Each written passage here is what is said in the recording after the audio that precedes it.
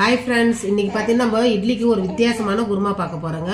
நல்லா சூப்பரான இட்லி சுட்டுட்டு இந்த குருமா வச்சு சாப்பிட்டீங்கன்னா ரெண்டு சாப்பிடுறவங்க ஒரு நாலா சாப்பிடுவாங்க. அந்த அளவுக்கு டேஸ்டா இருக்கும். பாக்கும்போதே நல்லா சூப்பரா இருக்குது பாருங்க. இதுதாங்க இன்னைக்கு நம்ம செய்ய போறோம். வாங்க வீடியோக்குள்ள பார்க்கலாம். இட்லி தோசை சப்பாத்திக்குலாம் நல்லா ஒரு எம்மியான ஒரு குருமா. பார்த்தீங்கன்னா 1/4 கிலோ நான் உருளைக்கிழங்கு தோல் எடுத்து வச்சுருக்கேங்க. அதே மாதிரி தக்காளியும் ஈவனாக எடுத்துக்கணும். ரெண்டும் ஒரே அளவில் எடுத்துக்கணும். இப்போ இதை கட் பண்ணி குக்கரில் சேர்த்துக்கலாங்க. இப்போ பொடியை நறுக்கி வச்சுங்க. இதை குக்கரில் சேர்த்துக்கலாம். இப்போ ரெண்டுக்குமே ஒன்றா சேர்த்துக்கலாங்க. அவ்வளோதான். இந்த காய் முழுகிற அளவுக்கு தண்ணி சேர்த்துக்கலாம்.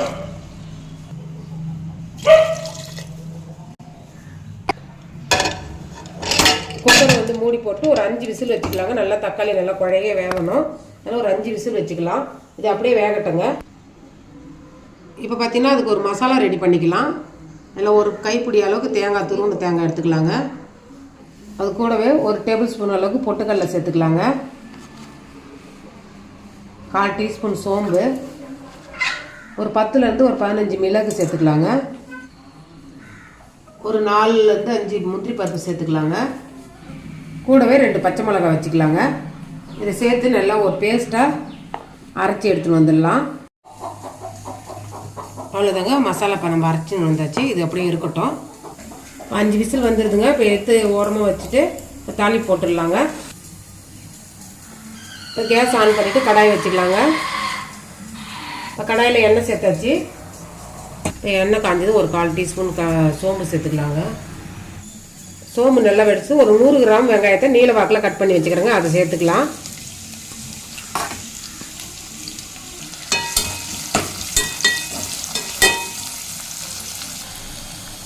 இது கூடவே ஒரு சின்னதாக ஒரு பட்டை 4 கிராம்பு சேர்த்துக்கலாங்க. மீதி எதுவும் சேர்க்க தேவையில்லை. இந்த வாசனையும் நல்லா சூப்பராக இருக்கும். இஞ்சி பூண்டு பேஸ்ட் ஒரு டேபிள் ஸ்பூன் அளவுக்கு சேர்த்துக்குங்க.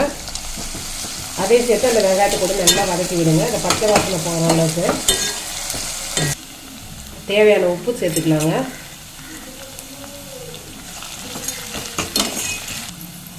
மசாலா சேர்த்துக்கலாங்க. ஒரு டீஸ்பூன் அளவுக்கு மஞ்சத்தூள், 1/2 டீஸ்பூன் தனியா, 1 டீஸ்பூன் கார மிளகாத்தூள் சேர்த்துக்கலாங்க.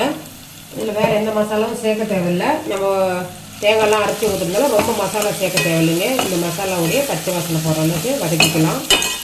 அவ்வளோதாங்க. இப்போ நம்ம அரைச்சி வச்சுருக்கிற இந்த தேங்காய் பேஸ்ட்டை இதில் சேர்த்துக்கலாம்.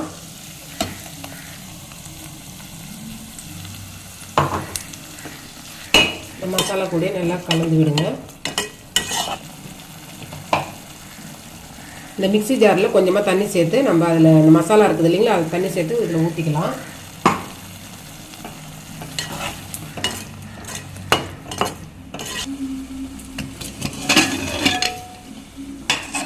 அந்த தக்காளியும் உருளைக்கிழங்கு லைட்டாக மத்து வச்சு லைட்டாக நசுக்கி கொடுங்க. எல்லாத்தையும் இது நினைங்க. தக்காளி மட்டும் நசுக்கி விட்டுட்டு உருளைக்கிழங்கு ஒன்றும் பாதியமாக நசுக்கி விடுங்க.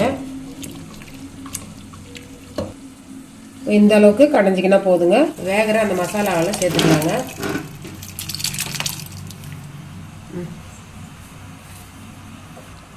நல்லா கலந்து விட்டுக்கலாம்.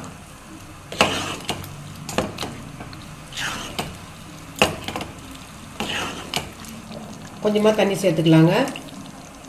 முன்னாடியே நம்ம தக்காளி உருளைக்கிழங்குலாம் வெந்ததுனால ரொம்ப கொதிக்க விட தேவையில்லை. மசாலாவை நம்ம பச்சை வாசனை போகிற அளவுக்கு வேக வச்சுட்டு தாங்க இதை சேர்த்தோம். இதை சேர்த்துட்டு ஒரு 2 நிமிஷம் கொதிச்சா போதும். அவ்வளோதாங்க. இப்போ மல்லித்தழை போட்டு நம்ம இறக்கிடலாம்.